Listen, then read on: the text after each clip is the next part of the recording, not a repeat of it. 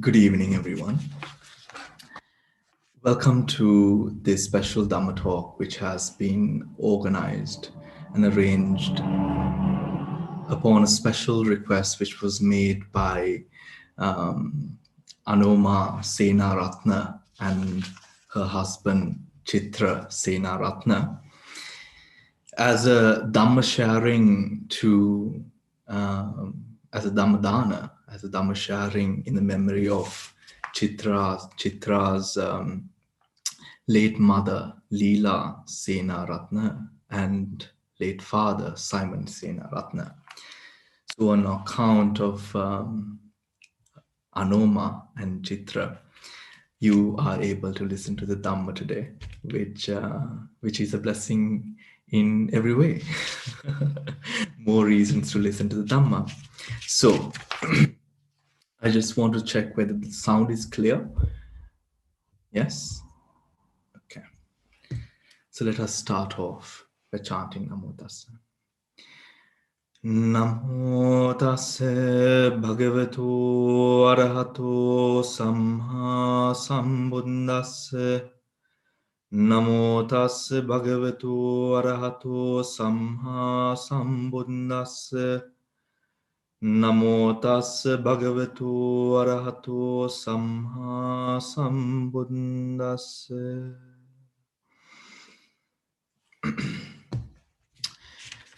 So the topic for today's session, for today's Dhamma talk, is the 10 perfections.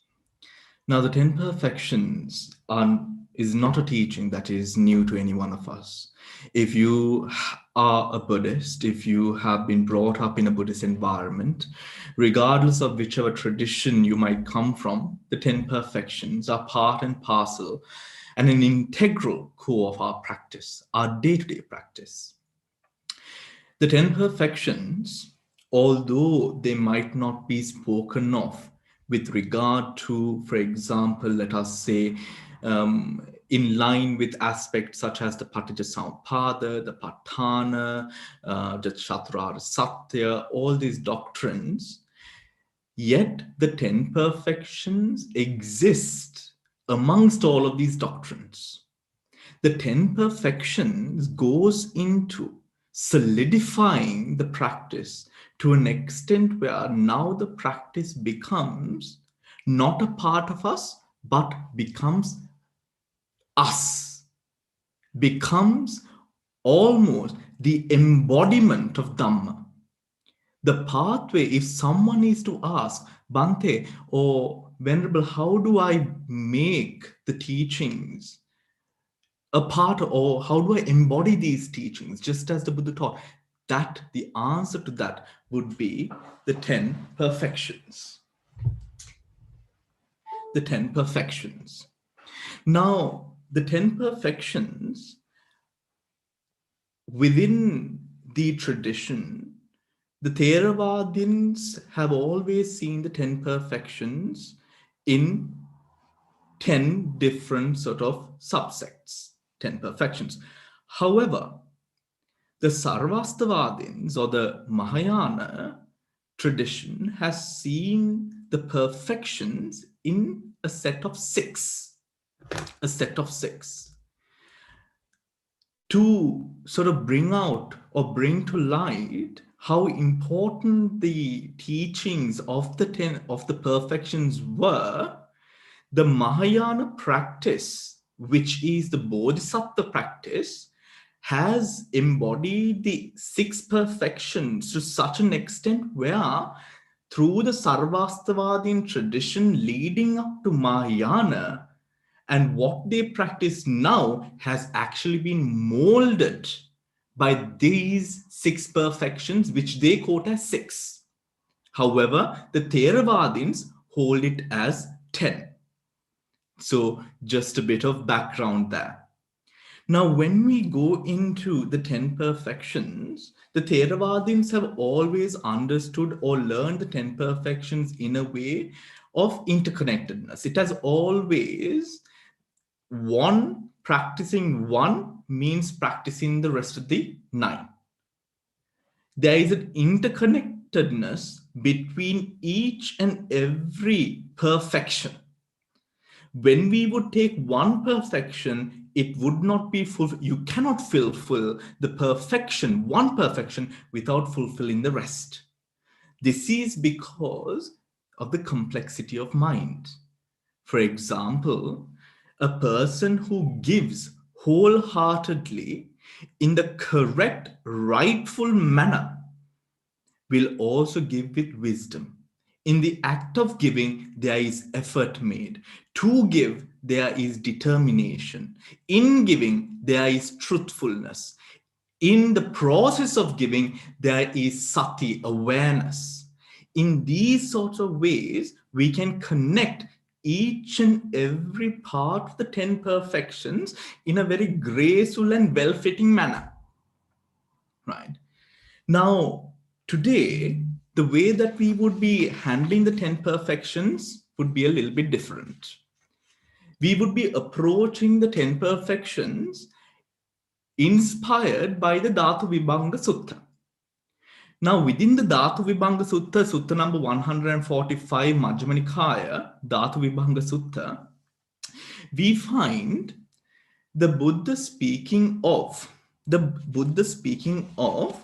something called the Chaturarya Ditti. No, Chaturadittana.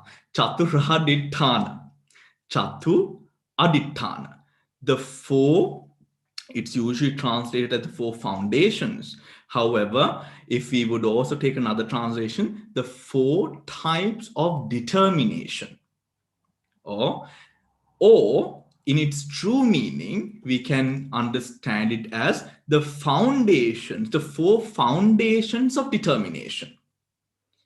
The benefit of taking or approaching the subject of the 10 perfections through this categorization of the adittanas or determination is the benefit that we are able to then start with discernment, panya, of the 10 perfections, right? Of the 10 perfections.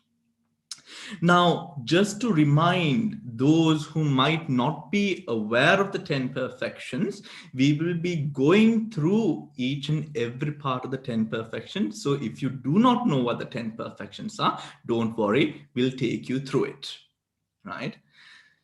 Now, in the four parts of the foundations of determination, we know as practitioners of morality, as practitioners putting in the effort or attempting to put in the effort day by day on a daily basis to furthering our minds, to furthering our consciousness, we know that there is effort to be made, not effort, I'm sorry, that all of these actions that are done through a certain amount of determination.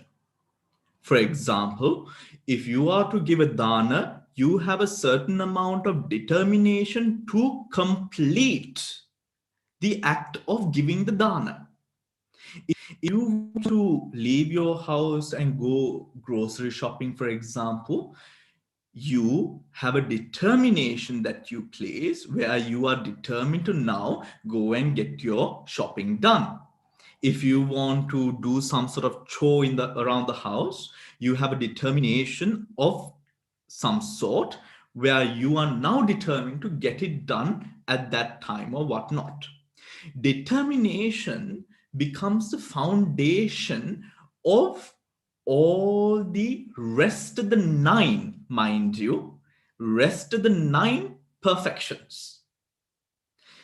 Because of this reason, we do not speak of determination as a separate entity, but we speak of it with a sense of connectedness to the whole structure of the paramis.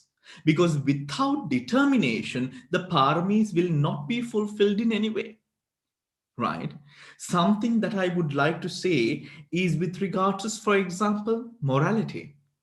Now, within the science or the philosophy of Sila, morality, you might be a person who just stays at home, minds his own business, does not meet anyone, does not interact with anyone.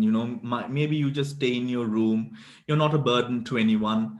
And, people often say, I don't need to practice because, my life, it's already, I live a peaceful life.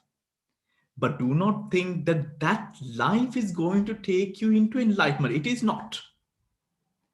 Just because you might not be doing anything does not make you an enlightened person. That should be very clear. It is in the effort made to alter, to reprogram, condition through the essence of what we will now learn today. It is through that system that we actually approach the state of Nibbana, because the state of Nibbana is something which should be brought about or made to experience through change, through realizing the aspects of our being, whatever the aspects might be. It is through simply making changes to this personality that we arrive at Nibbana. I will explain. I know it is not that clear, right? I will explain. Now, what are the four types of, or the four foundations of Aditana? The first one is we are not translating the word panya as wisdom today, right? So forget wisdom and use the word discernment, right? Use the word discernment with regard to this teaching. I will explain why. The first is discernment, panya, right? The Pali word for this is panyadittana. Panya plus adittana, panyadittana. The second is truth, satchadittana. The third is relinquishment, chagaditthana. And the fourth is calm, which is upasamaditthana. Discernment, truth, relinquishment, and calm. Relinquishment is chagaditthana, right? Chagaditthana. Now, what is the reason that we sort of take this approach? If anyone is to dig deeper into these four foundations of determination, he will surely go through each and every detail of the 10 perfections. In doing so, the best approach, or this being one of the best approaches to approach a subject of the 10 perfections, because it begins to outline first the directive of determination, and then we start with discernment. Because determination would be rather useless and vague without the aspect of discernment coming together in its initial application of the practice. That is what makes the 10 paramis different from any other religion and any other spiritual school. Because every other spiritual school discerns the fact of, I'm sorry, I'm using the word discern, but outlines the importance of aditthana. But it does not outline the importance of determination, determination connected to discernment, wisdom. It does not. It does, However, we in the other spiritual schools, we find a lot of aditana, that is for sure. If we would take, for example, in Brahmanism, we have the Sunaka Vatas and all these different Vatas, right? These Vatas are pure determination. However, what did the Buddha say? Look, you're not going to get rid of your ego by acting like an animal. You're not going to get rid of your ego and attachment to the body by not eating. You're not going to get rid of anything to do with the ego complex by suffocating and inducing suffering to the body. Why? Because the tendency of ego is such that anything which appears, it will cling on to it. Now, a good example would be a person from youth, from being a child, a baby, grows up and matures till old age. In each part of life, in each section of life, the person clings on to each aspect from the time of being a baby to a time of being adolescence, youth, a teenager to an adult to a mature adult, all the way through, we find attachment in each and every position. We are not going to be able to get rid of this attachment just because, for example, if you are a beautiful person, by sort of doing something to your face to cover up your beauty, that is not going to happen. Your ego is still going to be there. And the ego is such that anything that we do, it will sort of reprogram the ego complex in such a way that we cling on to everything. Achan Brahm says his lovely story where, as monks, we, whilst, as lay people, us, all of us being lay people or coming from laity, we eat in a certain way with a fork and a spoon, or with your hands. Even if we eat with our hands, you have a proper way of eating with your hands. You don't eat in a ghastly manner, do you? There's a proper way of eating with your hands. There's a proper way of putting your tongue out, and all of these things. Ajahn Brahm speaks of this. He tells his lovely story, and this story is quite true. It's true to all monks.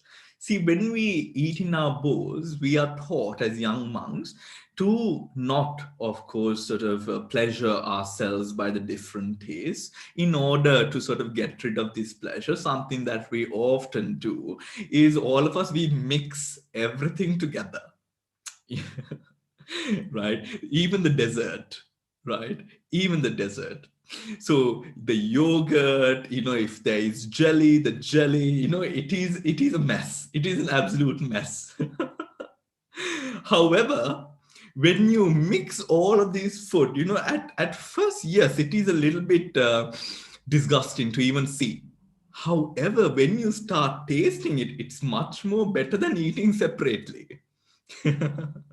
So now, the first, we preferred to sort of have the meal sort of clean and separate, right? We thought that mixing it up and making it look disgusting and all of that and mixing the dessert in is going to be easier for us to sort of get rid of the craving that we have for the taste of food. However, now when we mix everything together, now we cling on to the taste in a way that we now see the new taste, which is all the food mixed up, of higher pleasure. Oh, it tastes so much better, right? It tastes so much better. So physically, thinking that we can get rid of our craving by making material changes is not enough. And we are going to discuss that deeper, right? We are going to discuss that deeper. Now, with regard to the four foundations of determination, the four foundations of determination does not then speak about the body or the mind. It speaks specifically about mana rammana, right? Remember, my Abhidhamma students, the body Kaya and Mano, we know that these two aspects are there, but Mana Ramman is different. Mano Dhatu, Mano Vinyana Dhatu. Mana Rammana is different. Mana Rammana are the elements that are cognized through the senses, that are taken externally. So the 10 paramitas together, or in the classification or through the classification of the 4 determinations, speak of Mana Rammana. Now, what are the classifications through the 4 foundations of determination? The first one, discernment. Discernment is the first foundation of determination. Under that comes metta, the paramita of goodwill. I want you to use not loving kindness today. I want you to use goodwill today, right? Goodwill, metta. Then we have the second foundation, which is what? Satchaditthana. Satchaditthana has 2 paramitas within it, perfections within it. First one, virtue. Second, persistence or virya. Virtue is the paramita of Satcha, and the persistence is a paramita of virya. Then we have Chagaditthana or relinquishment. Relinquishment again has 2 perfections. The first one being generosity, dana, and renunciation, nekkhamma. Right? Renunciation, nekkhamma. The 4th foundation of determination has again 2 paramitas, which is endurance, which is patience, right? Khanti. And then we have equanimity, which is upekha, right? Which is upekha. Now, when we go on to the fact of why, to the fact of the discernment, right? Now, what is discernment, right? Discernment is of 3 types. Wisdom, we are going to use discernment for further clarity here, right? It is a play of words, but the word discernment gives a deeper meaning to the practical aspect of the wisdom. That is why we are choosing to use discernment within this session. Discernment is of 3 types. What is it? The discernment that comes through listening, Sutamaya Panya. The second being the discernment that comes through thinking, Chintamaya Panya. And then we have the discernment that comes through development or meditation, Bhavanamaya Panya. Right? Now, I like to think of it in this way. Think of a bricklayer, a person who lays bricks, right? For a person in the process of laying bricks, not that I have laid any bricks in my life, but I have seen this happening, right? What do? You have the bricklayer putting the brick onto the wall that he has already constructed, right? Then he puts the concrete on top of or between the 2 bricks in order to fill that gap, right? He puts the concrete on, that is like listening, right? That is like listening, Sutamaya Panya. After putting the concrete on, what does he do? He has to use the tool. I don't know what you call the tool, but I think you know it's something like a cake slicer, right? The tool. The tool, and he kind of pokes the cement and sort of fills the gap between the brick. That is like Chintamaya Panya. And then what does he do? That is not enough. right? Then he taps on the brick to align it with the other bricks, and he clears the cement off, the rest of the cement. That is Bhavanamaya Panya, right? That is Bhavanamaya Panya. In the process of discernment, discernment is never done in a way or through piety. Your piety has no place in discernment, right? You might think using your faith to accept what the Buddha says is your wisdom. No, this is not wisdom, right? This is actually frowned upon in the Buddhist practice, because the Buddha, in all aspects of his teaching, says, do not believe it just because someone respectable is telling so to you. Just because someone who has said true things before says something now, don't believe it just because you compare it to the truth which was spoken earlier. This teaching in the what's the sutta? What's the sutta? Kalama Sutta. This teaching in the Kalama Sutta, we might think that it is a very basic teaching, but it is far from basic. It speaks to the foundations of wisdom. The Kalama Sutta speaks to the foundation of wisdom and the foundation of true discernment. Because how? A person who is making the effort to attain enlightenment has to make an effort. A part of that or a result of that effort is going into seeing the true qualities of the data that he has now learned, Sutamaya Panya. In now listening with the attentive ear, with the hope of excavating the truth behind the words that are being spoken, he applies, reapplies, and applies again to figure out the truth behind what is spoken. The example within the Vibhanga is this, and I love this example. It's beautiful, right? This is the example. A seamstress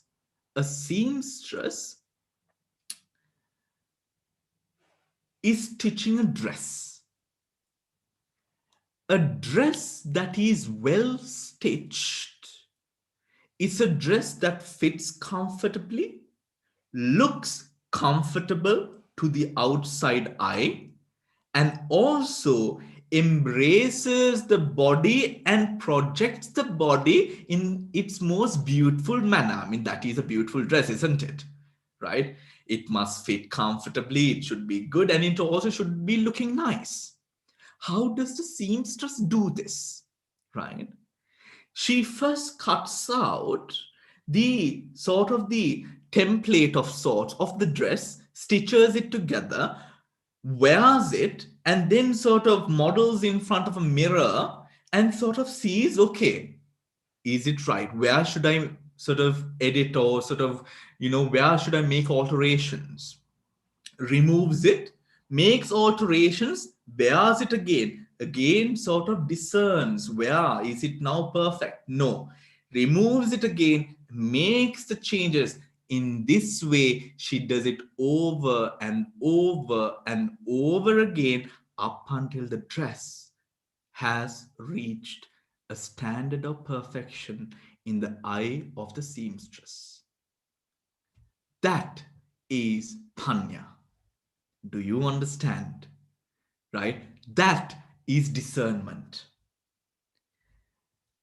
I am telling you a lot of things. I mean, through the week, my students and I mean, not students, but we meet 6 or 5 times a week. I tell you a lot of things.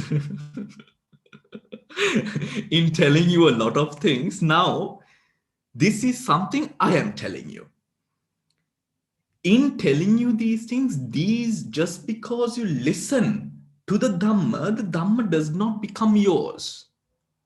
The Dhamma becomes yours only when you do what the seamstress did to her dress.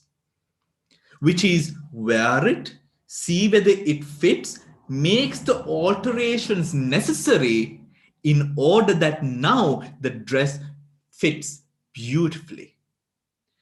Discernment as a perfection is this: every part of Dhamma that arises, you must make sure that it is applied to your life, to our lives.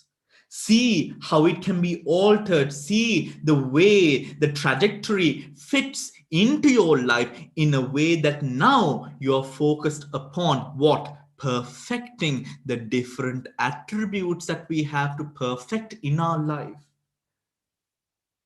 The perfections are not in any way taught in hope of reaching ultimate perfection, but these perfections are a model structure that can be applicable to the most busiest of people, to who want to sort of further their minds, to those who are truly committed to the practice as well. So from the weakest of practitioners to the most senior, most seasoned practitioners, the 10 perfections is a perfect structure to follow, because it allows you to go into the different aspects of your life, of your mind, of the way that you interact with yourself and the outside world, to understand that behind these actions that we first did not see any flaws in, now I am able to see so many areas that I can further perfect. My compassion can have more clarity. My compassion can have more love, more integrity in these ways. All because of the shining light of the doctrine of the 10 perfections. I hope you understand. In following this discernment, the Buddha within the teaching speaks a lot, speaks widely of the importance of association. He is quite strict upon the fact that a person who is determined to attain enlightenment, who wants to progress in the path of practice, should always try to keep the right sort of company. The right sort of company. In clear aspect, the Buddha says, do not associate fools, associate only one who is wise.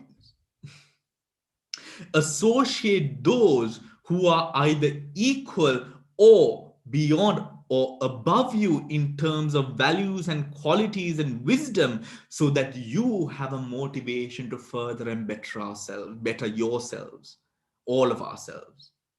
In that aspect, the Buddha sticks on to the fact that who is a fool? Who is a fool? A fool, the most standard, is one who does not see himself. We often live life in a way that we think, or maybe not us, because we are checking ourselves through sati, but we have gone through times of our life once, or maybe time to time, even now, or we know many people who might go through, or maybe living for the sensual pleasures, completely oblivious to the fact of birth, death, aging, sorrow, suffering in life. One who does not see the reality of one's life, not even in the aspects of Paticca, even from the aspect that, for example, some people are not aware of how busy their minds are. They think that this is, they are trapped in this illusion of life where they think, they are fast paced. But really, there's so much of akusala in the being, there's so much of attraction and clinging on in the life, that their thoughts, their minds are lost in thought all the time. So much so that one is even unable to put themselves to sleep at night after a full day of work. Why? Still the thoughts are running, still the thoughts are running. We are unable to say, no, now is the time to sleep. Why? That sense of attachment, akusala in the mind. Discernment, the Buddha says, starts with right association. What is right association then? One, associating who is wise, not associating or distancing oneself from that who is known as a fool. One might say, where is the compassion? Where is the compassion? Right? The answer to that is compassion for others must come after we are at a state where we have stability. Without that said stability, what happens is we are playing with fire. It is like, for example, when we are young as monks, we are never allowed to teach, right? As young monks, we are never allowed to teach. You can only teach after you forego or sort of surpass a certain amount of vassa, right? Young monks are never allowed to teach. As devotees, actually, you shouldn't also be encouraging young monks to teach. Because yes, they might be quite skilled. However, what happens is they teach before developing their own qualities and values. When that happens, the hindrances have a much more higher potency of arising in their lives, and their lives become all about the fame, the fortune that comes about by presenting teachings. In such ways, the Buddha says, one should always be one aware of who or what associations one chooses to keep. One chooses to keep. A wise person, in the process of practicing the perfections, there are two types of people, again, the foolish and the wise. What does, in this example, the Buddha say? The Buddha says, a person who is wise, seeing that there is something unpleasant to do right now, but also acknowledging the fact that through this unpleasantness, there will arise pleasant or that which is wholesome in the future, does what is unpleasant. For example, when we were in school, most of us, maybe we didn't want to go to school. Maybe we didn't want to sort of go through all of that for 12 years. But because we went through it, because we got a sound education, what happened? We were able to go on, earn, do good jobs, and do all of that, educate ourselves. Going through that unpleasantness of the present gave us the ability to experience something pleasant in the future. A wise person does this, however. A foolish person only sees what is of that moment. If it is unpleasant, I don't want to do it. If it is pleasant, I will do it. But he does not see the long term. The Buddha says, do not associate such persons. Do not associate such persons. Why? Because that will be the end of you as well, and the end of what you are developing in your life. Connected to this, we know, or we know now, that there is goodwill. The paramita of goodwill falls under discernment. The paramita of goodwill is metta. Metta, in the practice of metta, we sometimes would assume that having compassion or having this loving kindness towards beings is getting involved. But no. Within the sutras, the Buddha clearly outlines that having goodwill for or having pure intentions for a person's well-being does not mean that you are to get involved with the person. You can very much develop all that is good towards the person without getting involved. Why shouldn't you get involved with each and every Tom, Dick, and Harry? Because of the designation of foolish and wise in terms or in the eyes of the Buddha. Having compassion or having that sense of goodwill towards the life, towards beings, is said to be that which should be practiced. But in getting involved, the Buddha says, be careful. That is only brought about by the connection it has to wisdom. To wisdom. Because why? Why is metta connected to wisdom? Because think about it. I mentioned earlier that the 10 paramis relate to not mano, not kaya, but manarammana. Manarammana is everything that you get from outside. Who gives these things from the outside world to you? The outside world gives it to you.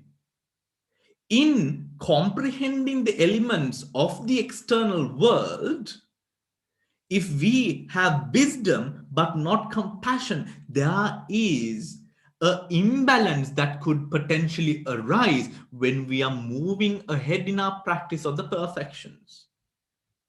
Because we need to have a sense of, or it is with a sense of goodwill, loving kindness, that we are able to absorb these aspects of the world in a way that we are now not haunted or taunted by it, but in a way that we have that it promotes that extra sense of perfection, patience, forbearance, virya, and all of these other things are the parts of perfection, because we have the attribute of wisdom and connected to it the goodwill.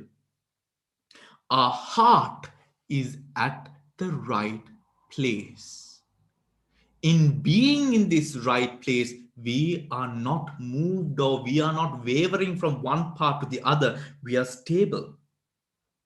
We do not get involved with everything, but we know that all these beings who affect us in a good or a positive or a negative way, both do so out of the preconditions that are available to those beings at that time. Those conditions will not be seen. We will not see beyond the person if we do not have the goodwill aspect. Because remember, we are not machines. We are human beings living a human experience. Before we were practitioners, we were people in the same class, meaning people who are living in a very mundane world, clinging on to all that is mundane. These people we see as sisters, brothers, sons, daughters, husbands, wives, and all these people are people in our minds who are equal to us. We will not be seeing beyond their personalities if we do not have a sense of goodwill. That sense of goodwill gives us the further promotion of higher mind to go beyond the person's image and to see the conditions beyond that person's image. Do you understand? Do you understand? This means, for example, let's take an example for clarity, right? Now, let's say you are having an issue with a sibling, right? Now, sibling issues are very common, right? Now, especially when you are equal to this person, right? You rather fight, right? You will tell each other off, or, you're quite, point blank, you're very direct with each other. Why? Because you're both on the same level, maybe, right? Now, that is what happens when we don't see beyond the person. Why? Because we see the person only. The sense of goodwill promotes that mind. Now, with the goodwill, with the compassion directed towards the person, and with the discernment, the factor of aditana, now what happens? I am able to have compassion not only for the image of this person who might be my brother or sister, but I have compassion to the conditions that condition the person. Do you understand now? Yes? Do you understand? Good. That is why metta is found under discernment or wisdom. Then we have Satchaditthana. There are so much more points within all of these, but however, we don't have all the time in the world. So I'm trying to hurry through and brush through all the points, but to also give ourselves the clarity of what this essential practice is. The second is Satchaditthana, right? In Satchaditthana, what is Satcha? Satcha is truth. Truth, in terms of the practice, is the commitment that we have, the conviction that we have to the truthful nature within ourselves, the integrity of being that we have, not only towards speech, but integrity towards the words that we sort of utter deep within our hearts. This is not on a face value. Do not think just because you do not lie, Satchaditthana arises for you. No, it doesn't. Let's say you want to lie, but you don't lie. See, you still want to lie. The perfections, in the perfections, the face value of what is voiced is not all that counts. It is what is in the mind. You still want to lie. That hinders the practice of the perfections. So, what is this sense of truthfulness? An example which is said is to sort of clarify upon or to sort of elaborate upon the importance of truth is elaborate upon the importance of truth is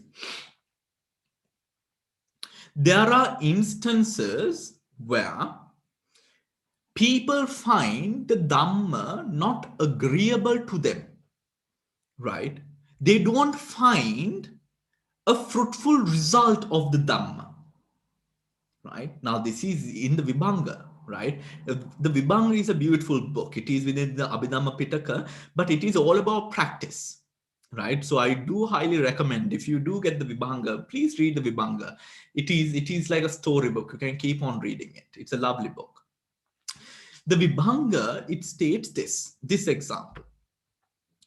A person is not satisfied with the Dhamma. He sees the Dhamma not agreeable to his life. The Vibhanga explains this in or through the door of this Satchaditthana. A person who does not show integrity to the Dhamma does not experience integrity from the Dhamma. Do you understand? Right? So if we are not truthful to the Dhamma, you will not experience the benefits of the Dhamma.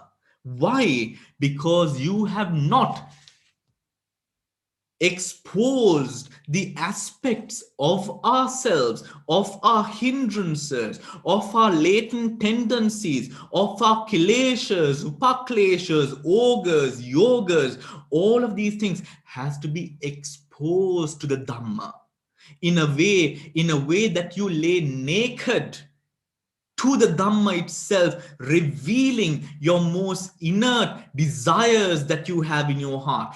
How do you do this? Discernment. Remember the seamstress checking herself and then removing the dress and then stitching it and mending it and looking at it again after wearing it again? The same thing applies here. But the thing is, you say you're wearing a dress, but you're not wearing a dress.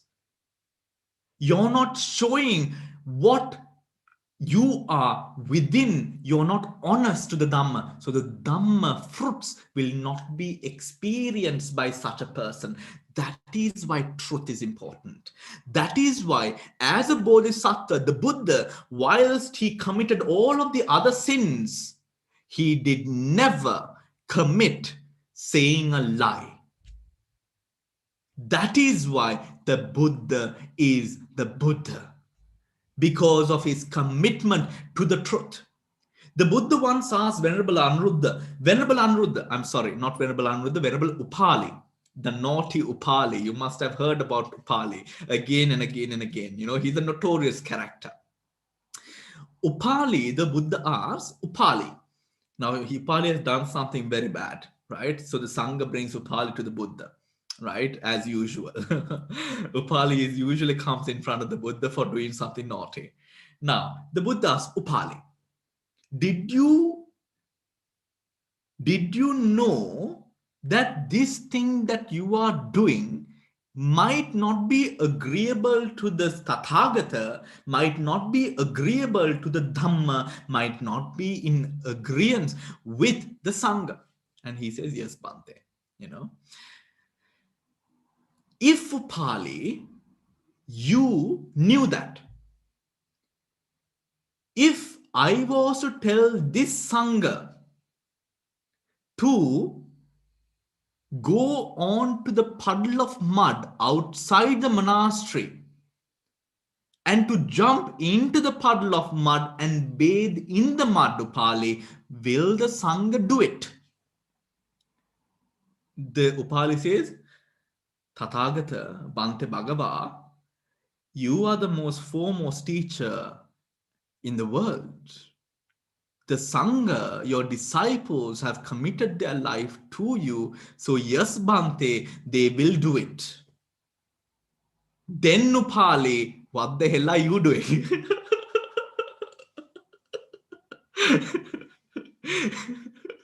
I can just imagine, you know, the detail. It's so beautiful.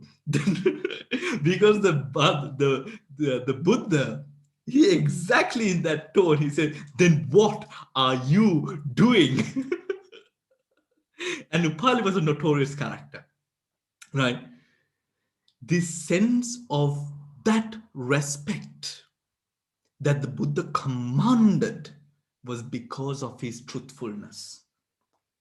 The Buddha goes on to say, Ananda, one who commits the wrong of lies is able to commit any one of the sins. Ananda, one who speaks lies and one who projects lies again and again and again, Ananda, for him the path to Nibbana is not available. Why? Because that person is not trained in mind, in a sense of respect to truthfulness and the opening of one's heart to that aspect of truth. The Nibbana is in seeing the most truest parts of our being, isn't it?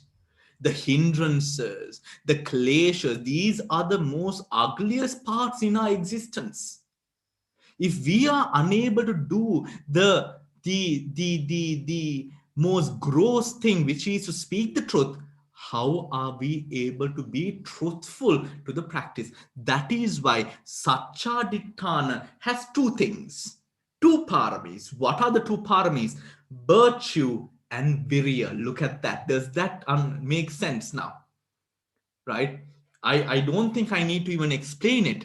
Now you understand virtue.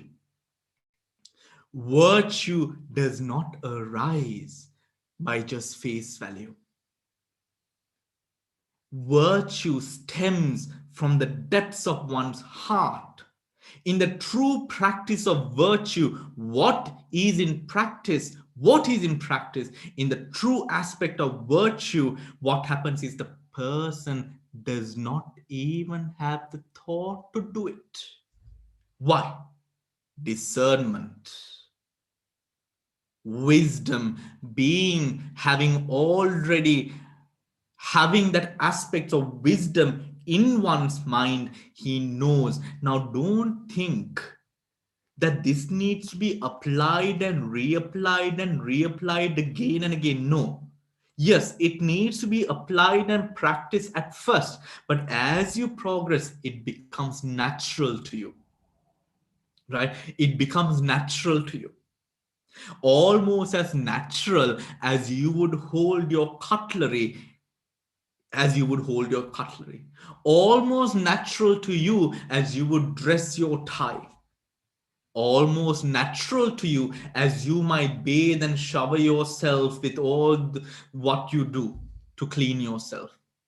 It becomes organic and natural. That is the truest form of virtue. To come into that state, to come into that level, what we arouse is a sense of commitment, first starting to truth. Then we have persistence, virya. Within the path of practice, it is expected that a person who starts upon the path of practice will fail many times. He will come into situations where now his practice will be challenged. But it is in being able to choose the better over the weaker that true virtue and persistence will flourish. True virtue and persistence will flourish. That all arises through the aspect of truthfulness towards oneself, towards the ability of seeing the truest aspects of the hindrances and whatever aspects existent within the being. Then we have relinquishment. Then we have relinquishment. Relinquishment, chagaditthana. Relinquishment is, we know, the ability to let go. The ability to let go, the Buddha speaks in this way about chagaditthana. How? With regards to letting go, the Buddha says, bhikkhus, to one who knows the bliss that arises through being able to live unburdened, for he would then take pleasure in every moment of letting go. This speaks to the heart of knowing that to experience, one necessarily does not have to hold. This goes on to saying that in realizing an aspect of yourself, you necessarily do not have to cling on to the aspect to experience the aspect. For example, the breath.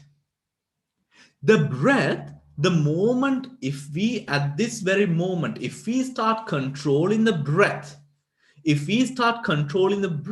which is an involuntary function, it will become very uncomfortable to keep on breathing, isn't it? Try now, right? If you try to mimic or control the breath, it will become very uncomfortable to keep on breathing. You want to then switch into the autonomous mode again. Why? Because it's easier. Now you let go. With regards to certain kilesas, with regard to certain things in our life, the aspect of letting go does not only apply to giving things away or giving time to another person. The example is this. Now I want you to listen and focus. A rusty watch, a old watch, right? A old watch, now you know it is at the point it is taking it last, it's really riding through its last months or last maybe year, right? Now you try to sort of, you think, now you know it's old, it has been a long time coming, and it's well overdue its expiration, right? Knowing that, what do? You go and tamper with it now. You go and try to meddle with it and try to fix it, or the example goes, you try to polish it. What happens? The watch breaks. Now it ceases to work at all. It ceases to work at all. Now this is practice. Now focus. with regards to the practice, when we go into Vipassana, we see different aspects of the mind. Discerning, first part. Yeah. We see different aspects of the mind. In seeing these different aspects, you awaken out of your meditation. And now you try to think, okay, I need to cure this. I need to cure this. For example, take tanha. We know that tanha is the kilesa that will, or the hindrance that will be eradicated right at the end through the attainment of arahantship. What do we do now? Now, of course, we know, because all the monks, everyone speaks about, tanha, getting rid of craving, getting rid of craving. What do you do now? What you do is, now you try to, before even attaining sotapannahood, you try to get rid of what? Tanha. What happens? Now you try, you get sick of it, and then slowly you sort of ease yourself and maybe even give up the practice. Why it's so difficult? You see what I'm talking about? In the practice, there comes a time for everything. The perfection of letting go applies to even the practice, and knowing that it has to be sorted at the right time. Do you understand? You meditate, you are inspired by the practice, you start meditating. Another example, you see that there is a lot of anger within you. What do? You make a determination and you say, I'm going to get rid of this anger. You will not be able to get rid of the anger. How are you going to get rid of the anger suddenly overnight? It's not going to happen. What is going to surely happen is you're going to burn out.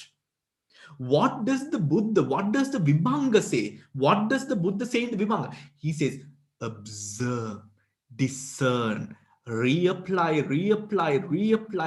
What happens now? You soothe it out. You understand the cause and effect of the anger deeper and deeper and deeper. Now you are not living a dream or an illusion of the practice. Now you are living the practice itself. What is that? You're working slowly with discerning the cause and effect of the anger.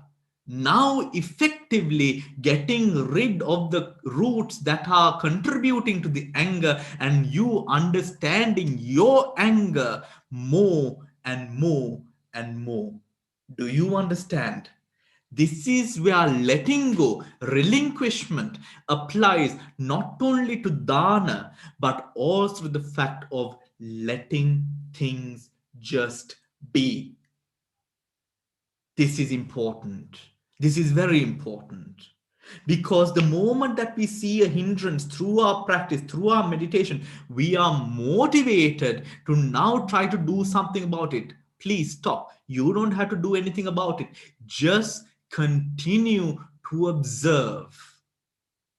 Just continue to observe, and as the perfections further develop themselves, what will happen? It will become much more clearer in time to come, and in that clarity, in the light of that clarity, your senses, your whole integral being will subdue the hindrances on its own. What you have to do is focus on the changes that can be made. Again, the seamstress, remember, like that.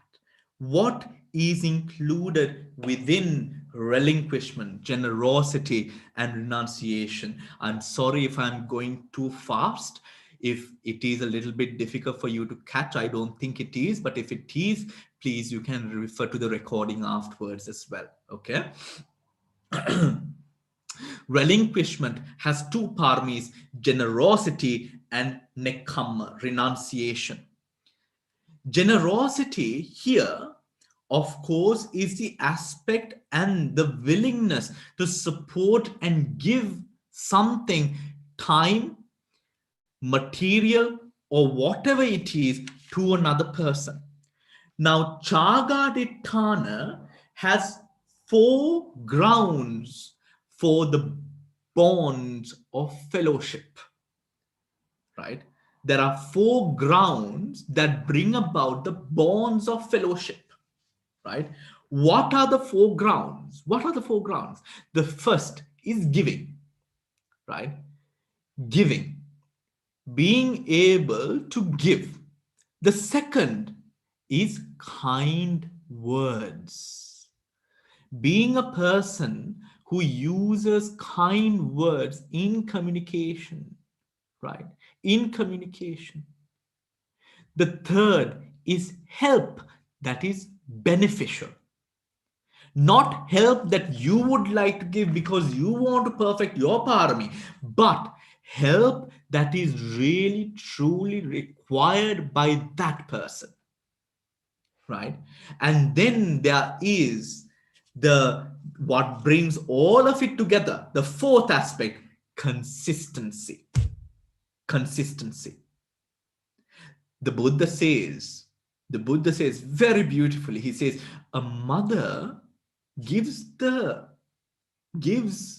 time to time the first, the second, and the third, which is giving kind words and beneficial help. But she does not have consistency. What happens? That mother will not be honored and respected by the child. It's happening now, isn't it? It's happening now. But this, the Buddha said 2600 years ago. Consistency. You must consistently be devoted to these grounds which builds the bonds of fellowship and connection in the relationships that we have every single day. That brings about true connection in your life. Parisa sampatti. What is Parisa Sampatti?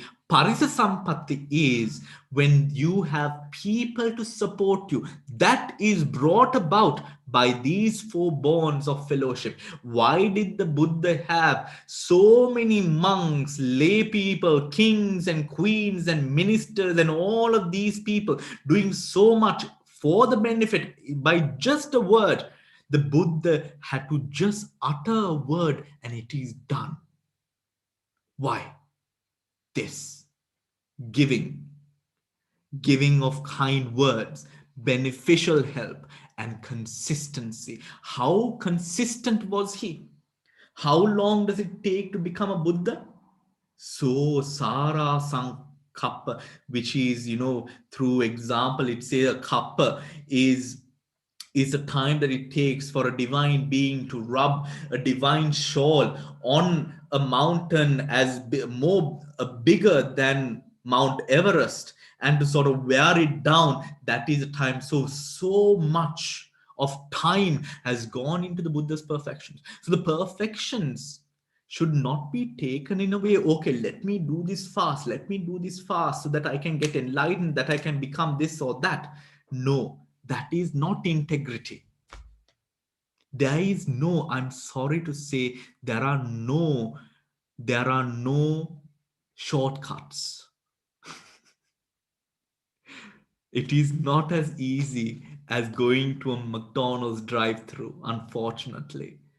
You have to go through, you have to put up, you have to make this an integral part of your existence and being. There are no loopholes within this. Then we have, when we talk about the integrity of a person, right? When we talk about the integrity of a person, we have a person who gives gifts in 5 ways, right?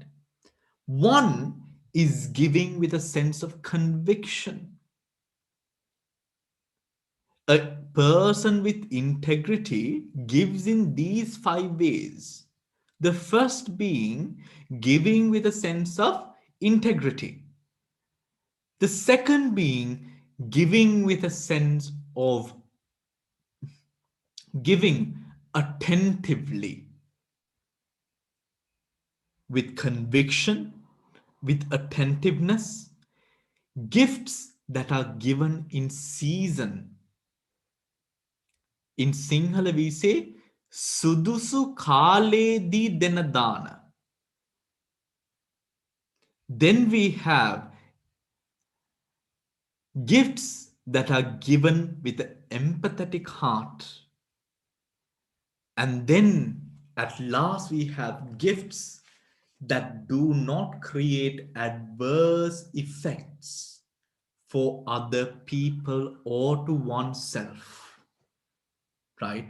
It doesn't create adverse harming effects to other people or to oneself. Now, it is with this fifth one that we have to question the diet that we sort of take, or the diet that we sort of consume, right?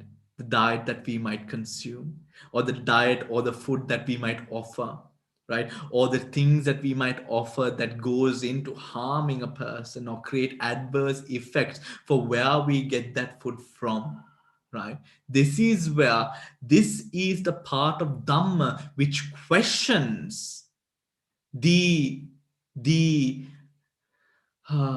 the ethics of consuming things like meat and fish in today's environment, right? That is another discussion altogether, right? Now, when we give, the Buddha further explains, now sometimes we give because of the intention of thinking, oh, giving is good, hence I give. This, the Buddha says, is not the right way of giving. Another way is, my parents and their parents before them have been giving in this sort of a way, so it is only right that I continue this tradition. The Buddha says this is also not the right way of giving, right? Then the Buddha says, giving in the way of hoping to achieve higher states of divinity, this, the Buddha says, is also not the way of giving. Then the Buddha says, giving in the form of expecting returns in terms of karma, this is also not the right intention to support giving. What is then the right intention that goes into supporting the true giving spoken of in the paramis? It is the giving which goes, or which facilitates the attainment, or the attainment of a higher state of mind. Why? Why? Because in all other aspects, there is accumulation in the thought, whether it is karma, whether it is of ancillary benefit, whether it is to keep up tradition, it is in some way or another connected to supporting life and this samsara. The giving which is aimed at curing the samsara or our place in samsara, that comes about by one thing alone, giving for the purpose of attainment, for the purpose of supporting a being for the attainment towards higher states of mind, favorably nibbana. That is the only form of giving that the Buddha says is parami. Now, this is an important point.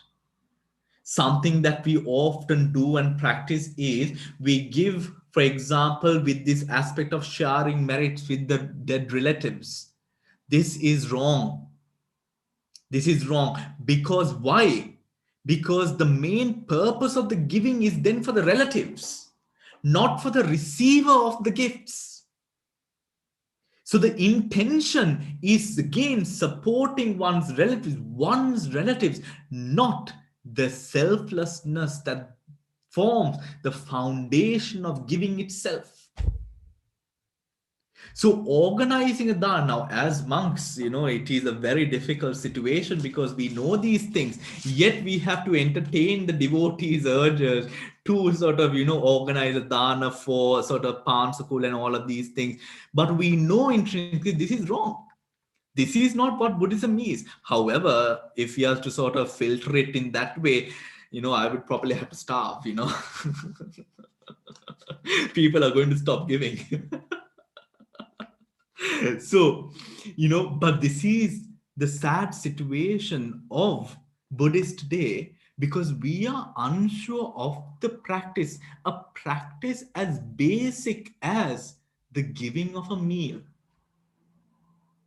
If it is to be a pure parami that is going to lead to our sort of exit from this samsara, then the inclinations behind it should be selfless in each and every way. The only way, the Buddha says, is dana given with the intention for the receiver to heighten the energy of the body, to elevate into higher states of mind, reaching nibbana. The Buddha says that is what becomes a parami, a perfection, right? A perfection. Why? Think about why that is. Because then there's selflessness. There's selflessness there. That's pure selflessness. That is not supporting another person's sansaric lengthening of samsara, neither is it supporting my lengthening of samsara. Hence, that is what is then said to be the purest form of giving. And in that form, we have generosity and nekama. Generosity, of course, in the acts of giving of time and all, giving of words, time, beneficial help, and consistency, and nekama, the ability to let go. Avyapada nekama, avihimsa nekama, and avyapada nekama, avihimsa nekama, and what is the last bit of nekama? I forget the last part. So, Dil, can you put it on the chat, please? The three types of nekama. Those three types of nekama goes into what the meditation practice is, and the thought that we develop through sammaditthi to samma sankappa, promoting the selfless attributes towards the mind. Because remember, now important point again, right? Important point again. So listen, practitioners especially. In Nekhamma, we see, for example, Vipassana. In the path of practice of Vipassana, there is something called the Anuloma Jnana, right? Anuloma Jnana. In the Anuloma Jnana, what happens is you apply the experience through the five senses into, six senses, including Mano, into Anuloma. What is Anuloma? The Four Noble Truths. Application of the data received through the six senses into the Four Noble Truths. When this arises, what arises next? The knowledge of dissolution. The knowledge of dissolution, right? Bhangayana is what? The ability to realize the dissolution of self with regards to the cognition which happens between the self and the object. Do you understand? The self cognizes an object. The self cognizes an object, and in cognizing the object, it takes the object as something that I see. So my house, my car, my sensations, the way I like my coffee, the way all of these things, right? I see an object, and this object is seen through this perspective of supporting me, my personality, right? Through Anuloma, what we realize is the disconnection between the object and the person doesn't stop there.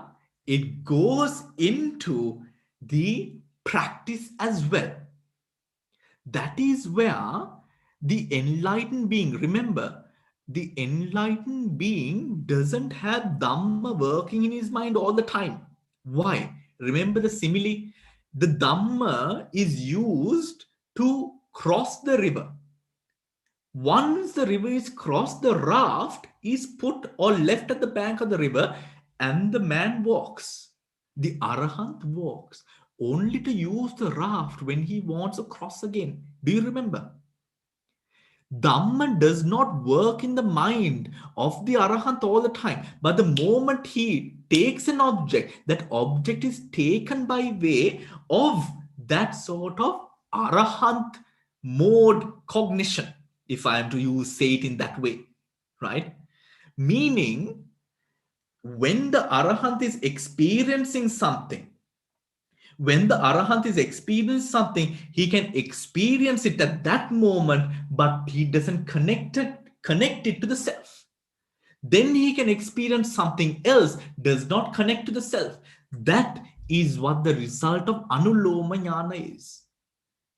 Applying the experience through of the six senses to the Four Noble Truths, through the Four Noble Truths, realizing that there is a arising, a cause, the way of dissolution, and the dissolution of that subject in a way that you understand, you can experience it without holding on to it.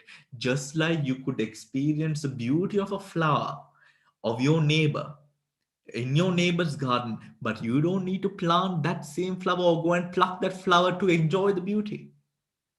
Anytime that you walk to the window or you walk outside, you will see the flowers, you enjoy it. But there is no attachment, there is no clinging, there is no wanting. Because why? The personality and the object is separate, and this separation is seen. The thing with us, mundane beings, is this separation is not seen. We see it in this way. Everything that arises, we see it in this way, right? Everything that arises, we see it linked to self, hence becoming now a hindrance to our happiness, to our attainment, right? Now that is a different desh now altogether, right? Then we have Upasamaditthana. Upasamaditthana is the mind's balance. Now, this is beautiful. The mind being balanced on the fact of having the ability to, to stay calm, collected when different sort of elements arise in mind. When this calmness exists within the mind, the being is able to do what? The being is able to now do, and owing to that calm, what happens? He is not connected to the object as we spoke before. And because of this, he is able to see the object as it is. Do you understand? He is able to see the object as it is. And in that process of seeing the object as it is with calm and clarity and bliss of cognition, we have two paramis: endurance, which is kanti, and then we have equanimity, upekha. Do you understand? We have endurance and we have upekha. Endurance, why? Because to have the patience to be able to see the arising and the passing away of the object. Without that, remember in the meditation class, I always remind you guys not to get excited. That excitement happens because this calm, upasamaditthana, is missing. When the upasamaditthana exists, what happens is the patience will allow you to now not get excited, to just observe. Observe the arising and the passing away of that said object, to dwell deeper into what those true core realities of that object are. Without that patience, we only see something which is very shallow. That shallowness is not enough. We need to go into comprehending the deeper elements of that subject. Those deep elements will come about with that sense of calm instilled upon the mind. Do you understand? Is that clear? Right? Then we have equanimity. Equanimity comes about again when you don't get excited, you are able to see, for example, let's say now this is just a Hamisa jar. However, let's say this was, something rather attractive, an attractive jar, and you saw it and you think all of a sudden you think, oh, that's a nice jar. This is not a nice jar, but you think, just imagine, you get excited. Oh, don't wonder where Bante got it from, um, that sense is not there. Why? The calm exists in the mind. That existence of calm, everyone, comes not just with meditation. It comes with true embracing of Dhamma. It comes through accepting, radically accepting through discerning and each and every part of the other parts of the paramitas coming together in a way where you have unshakable faith that has arisen through discerning. You do not need any proof to tell you that when the sun rises up in the sky that you are going to have sunlight. You don't need any proof. Why? It is clear. You have experienced it. When you hear Dhamma, always remind yourself to try to put it into practice in a way that you now put it into practice with your most inert being, not outside. Forget about the white clothes, forget about the temples, forget about all of that. It's not about any of that.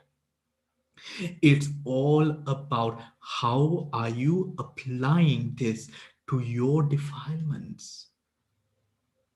When you are excited, your husband or wife says something utterly foolish, you get excited. You get excited. You can't get excited. Why are you getting excited?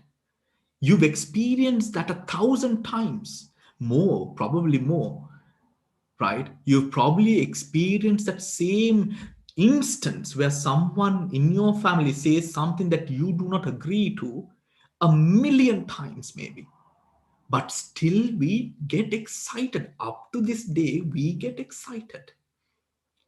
That is there because why? Integration of Dhamma, discerning wisdom has not arose. Apply the next time probably your partner, there's a high chance that your partner is going to say something stupid to you tonight. When that happens, apply this.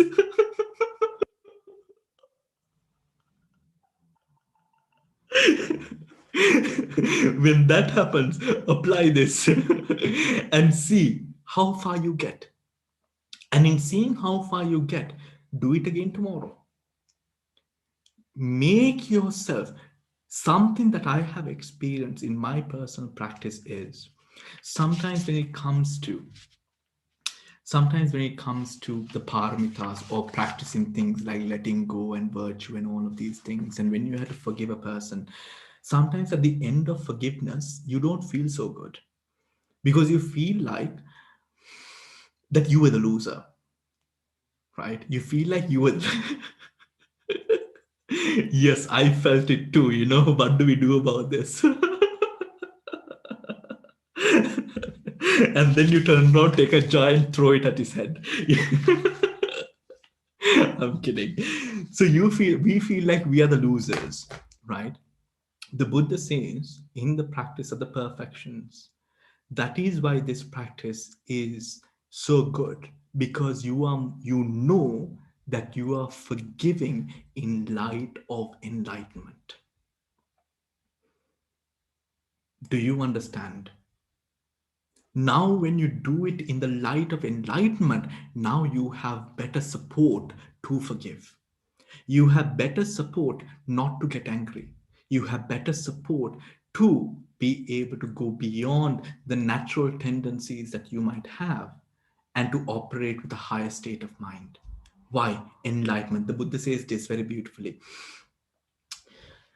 Because begging is one of the worst and the most, begging is one of the most lowly practices in the world.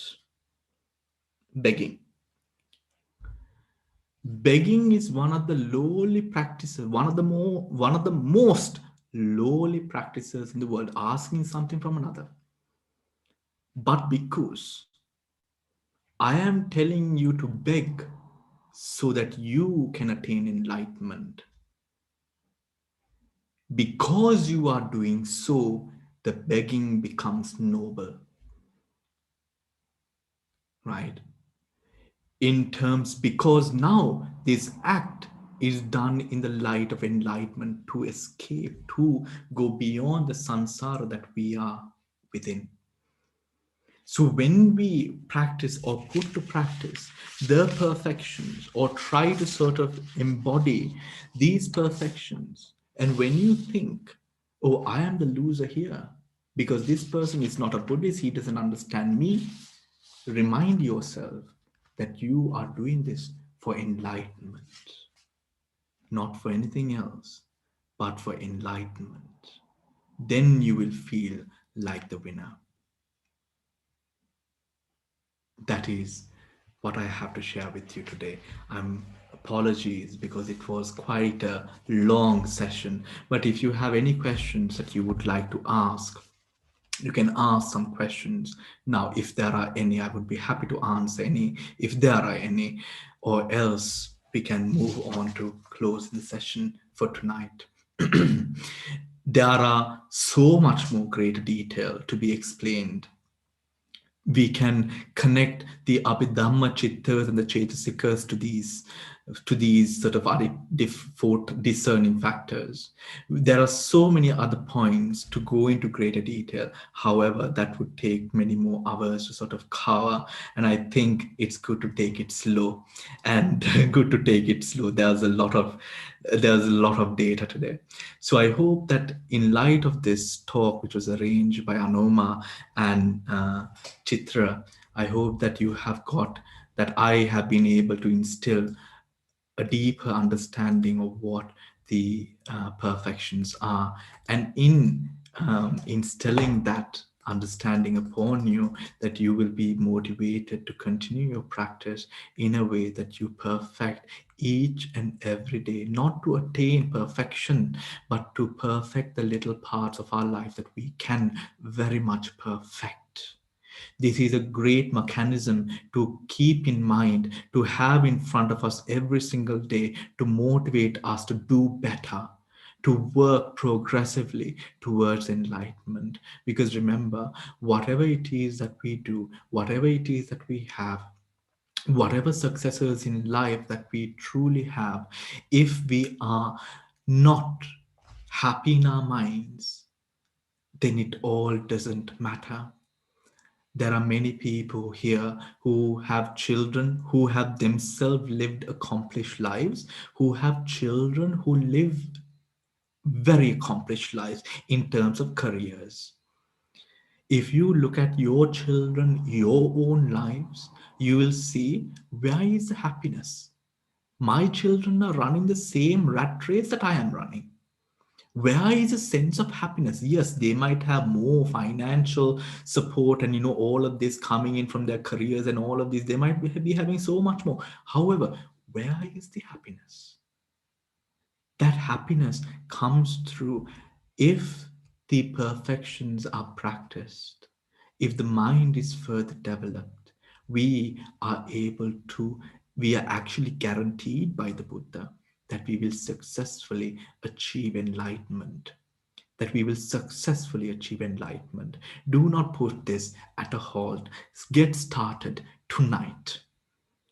Determine onto yourself to further day by day, moment by moment, all these petty fights and all of these things that you want to win in your household. No, become the bodhisattva in your home. Become the bodhisattva in your home. And be motivated by that fact. Allow these faculties to grow and develop, to really make the Buddha proud. Something that my teacher always told me is, do things that the Buddha would say sadhu, sadhu, sadhu to. And that still stays on with me. And although I do some odd things, then I always remind myself, look, the Buddha, do things, live a life that the Buddha would say sadhu, sadhu, sadhu to. And that is a great way of also connecting with the doctrine. Remind yourself each day, progress, progress, even a tiny bit. So, with all the merit that we have all accrued, and we surely have accrued a lot, if you have been able to make a determination, I'm going to do this, that's a lot of merit. That's a lot of merit. With all those merits, let us share those merits with Anoma and Chitra, who have come forward in sort of sponsoring and really asking me to organize this talk, and to also bless the son who is currently in Australia. He will be listening to the recording later on because it's early in the morning there now. Let us share all the merits with the whole family, and especially with the departed mother Leela Sena Ratna and Simon Sena Ratna, the father of Chitra. In doing so, may the late parents, wherever they might be, sharing all the merits that we have accrued, and by the power of these merits, may they be able to work, develop their own faculties, leading towards the attainment of Nibbana, wherever they might be. May they be have the fellowship of good Kalyana Mitras, and by the power of these good Kalyana Mitras and support of all the deities, may they be able to attain Nibbana wherever they might be, in whichsoever ways they wish to. Also, I share all the merits that I have personally accrued, that I continue to accrue each and every single day with each and every single one of you.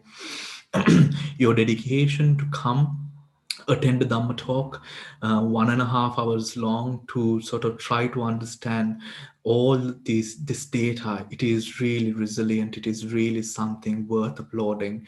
So I share all the merits that I accrue with each and every one of you. By the power of all of these merits, may you be unaffected by any illness. May you have wealth, prosperity, and happiness, and good health in your life. With any disturbances that you might face through your practice in your life, may they all be dispelled by the power of the Dhamma, by the power of all. By the power of all Samyadrishtika deities and Chatu Maharajika deities and all the Ishta deities, may you all be blessed, and may they all guide you towards the highest states of mind and be able to attain to the Nibbana that we also wish to.